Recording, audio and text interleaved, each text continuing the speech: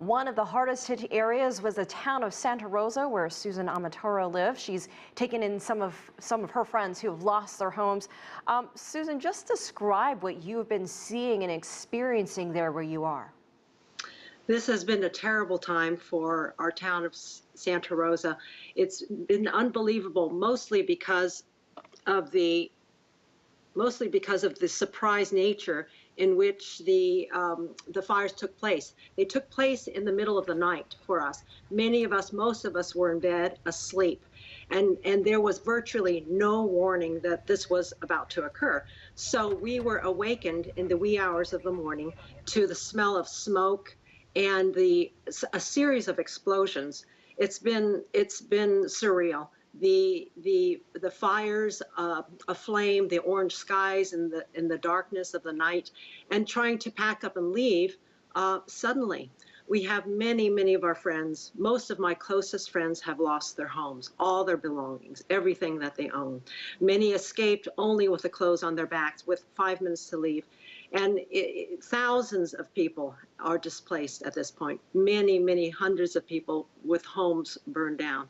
The skies are very hazy still. The winds are picking up once again. And as you know, the fires are still quite active. Zero containment of the fires.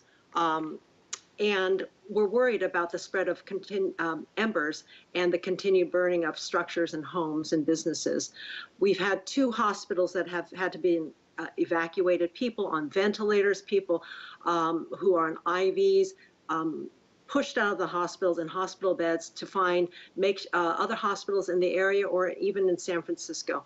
It's been a profound loss of our community. Susan, how have you and your friends been holding up and coping mentally, trying to just, make it through all of this as you've watched all of this around you? The most immediate needs, of course, need to be met. Shelter, food, water, a warm place. We have met through largely electronic connection, and we've been able to find one another. And we have been relatively maybe 2 miles away from much of the destruction in our area, and we have been safe thus far. So through our connections via phone, email, we've been able to find one another and provide some shelter for friends. It's been very difficult, though. It's tragic. Many families are displaced to hotels and shelters outside of our